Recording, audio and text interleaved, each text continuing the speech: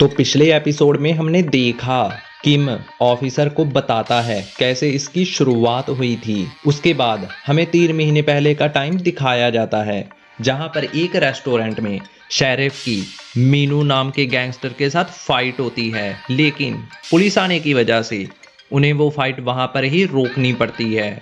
और एपिसोड के लास्ट में हमें एक शिप दिखाई जाती है। और अब आगे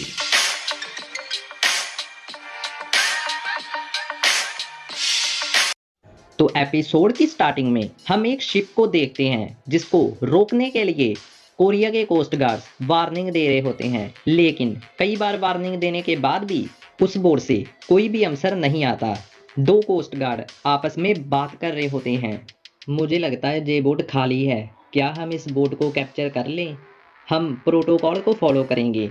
हम पहले बोट की तलाशी लेंगे, इसके बाद वो ग्रैपलिंग हुक का यूज करके उस बोट को कैप्चर कर लेते हैं और उसके ऊपर सर्च करने के लिए आ जाते हैं। रिकॉन टीम सर्च करने के लिए बोट के ऊपर आ चुकी है। रिकॉन टीम बोल रही है कैबिन इज क्लियर।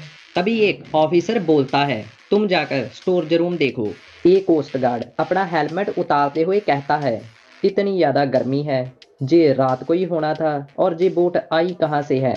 सर्जेंट किम, क्या तुम्हें कुछ मिला?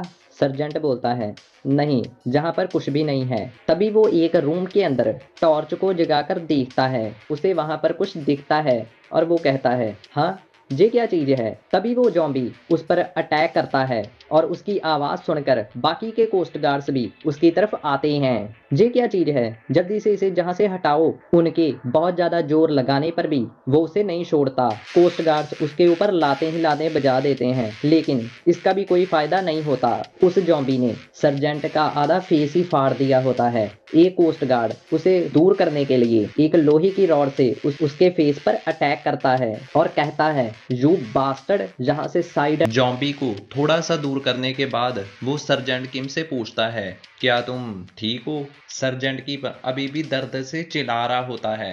तभी वो जॉम्बी फिर से उठ जाता है। कोस्ट गार्ड उसकी तरफ गन पॉइंट करते हैं। हम रिकॉन टीम बोल रहे हैं हमारे सामने अभी एक मिस्टीरियस अजीब आदमी है, हमें शूट करने का ऑर्डर दीजिए। उस जॉम्बी के मुंह में अभी भी सर्जेंट किम के फेस का मांस होता है और वो उसे ही खाने लगता है। ये देखकर वो ऑफिसर बहुत ज़्यादा डर जाता है और बोलता है क्या कोई मैं ये सपना देख रहा हूँ? वो जॉम्बी फिर से अटैक करने के लिए कोस्ट गार्ड्स की तरफ भागता है। वो कोस्ट गार्ड बहुत ज़्यादा डर गया होता है, इसी वजह से वो हिल भी नहीं पा रहा होता। और वो जॉम्बी इससे पहले कि वो उसे काट ले, दूसरा गार्ड उस पर शूट करता है। बुलेट सीधा उसके हेड पर लगने की वजह से वो वहीं पर मारा जाता है। वो कोस्ट गार्ड पूछता है क्या तुम ठीक हो? दूसरा पर्सन बोलता है हाँ मैं ठीक हूँ, लेकिन ये चीज क्या थी, हम इसे एक्सप्लेन कैसे करेंगे? दूसरा गार्ड बोलता है इसके बारे में हम बाद में सोचेंगे। सर्जेंट क्या तुम ठीक हो? उसके साथ वाला पर्सन बोलता है उसने बहुत ही गंदे तरीके से इसे काटा है। वो कोस्ट गार्ड सर्जेंट की तरफ हाथ करता है और दूसरी तरफ फेस करके बोलने लगता है हमें जल्दी से जहां से जाना होगा ताकि हम इसका मेडिकल ट्रीटमेंट करा सकें। और तभी सर्जेंट किम भी एक जॉम्बी बन जाता है और जो उसने हाथ किया था उसकी 2 उंगलियों को उखाड़ देता है। वो जॉम्बी बाकी गार्ड्स पर भी हमला करता है और जहां पर जी वीडियो खत्म हो जाती है पीछे से किम की आवाज आ रही होती है जो उस बोर्ड पर हुआ। हमारे पास सिर्फ इतने ही फुटेज है उसकी। दूसरा पर्सन बोलता है तुम्हें पता है ये बोर्ड कहाँ से आई थी? किम कहता है ये रजिस्टर्ड बोर्ड नहीं है, शायद ये आसपास से ही आई होगी। वो ऑफिसर बोलता है एनीवे मैं इस चीज से हैरान हूँ जे अपनी आधी बॉडी के साथ भी मूव कर सकते हैं, क्या ये इंसान भी हैं? किम कहता है हमने इनका पोस्टमार्टम तो किया है, इनके सभी ऑर्गन इंसान जैसे ही हैं, लेकिन जो एक चीज नोट करने वाली है वो है इनका होमोग्लोबिन लेवल। जो आम इंसान का होता है वो 12 टू 17 के बीच में होता है, लेकिन इनका 0.3 के बीच में था। ऑफिसर बोलता है मुझे कुछ भी समझ नहीं आया, इसे आसानी से समझाओ। किम कहता है अगर मैं सिंपल वर्ड्स में कहूँ तो ये अपने लंग्स के बिना और हार्ट के बिना जी सकते हैं। दूसरा पर्सन बोलता है जे तो हमारे लिए बहुत ज़्यादा फायदेमंद हो सकते हैं अगर हम इनको समझ पाए जे कैसे काम करते हैं, हम इनसे जितना मर्जी काम करा सकते हैं। दूसरा पर्सन बोलता है हमारे हाथ में इतना कीमती सैंपल लग गया है, हमारा देश बहुत ज़्यादा तरक्की करने वाला है अब। दूसरा ऑफिसर बोलता है जो अभी हमने वीडियो देखी है उसके हिसाब से जे बहुत ज़्यादा डेंजरस भी हो सकते हैं। दूसरा पर्सन बोलता है अब टाइम है रियल लाइफ आपको सैंपल दिखाने का, सारी प्रिपरेशन हो गई हैं। किम कहता है हाँ हो गई हैं। किम उनके पीछे जो दीवार होती है उसकी तरफ पॉइंट करता है और कहता है आप सब उसकी तरफ देखो, और तभी वो दीवार खुलती है और उसके पीछे वो ही सभी कोस्ट गार्ड्स होते हैं जो हमने पहले देखे थे। वो सब के सब अब जॉम्बी बन चुके होते हैं। वो उन्हें देखते ही उनकी तरफ भागते हैं, लेकिन कांच की दीवार होने के कारण वो उसे पार नहीं कर पाते। वो उस ग्लास को नाखूनों से स्क्रैच करने लगते हैं। किम उस ग्लास पर नॉक करते हुए कहता है ये बहुत ज़्यादा मजबूत है और 5 इंचिस का है, वो इसे पार नहीं कर सकती। इस ग्लास के उस पार ऑक्सीजन ना के बराबर है, लेकिन जे फिर भी मूव कर रहे हैं और इन्हें पेन फील नहीं होता। दूसरा पर्सन बोलता है जे लगता है बेवकूफ़ हैं, अगर जे समझदार थोड़े बहुत होते तो हम इन्हें परफेक्ट सोल्जर बना सकते थे। वो ऑफिसर किम से पूछता है अगर हम गन से इन पर शूट करें तो इन्हें क्या कुछ होगा? किम कहता है मुझे नहीं लगता इन्हें कुछ होगा। किम कहता है अगर हम इन्हें छोटी सिटी में भेज दें जहां की पॉपुलेशन 1 लाख हो, जे एक दिन में 2% हो जाएंगे और 2 दिन में 17% और 3 दिन में जे 34% हो जाएंगे।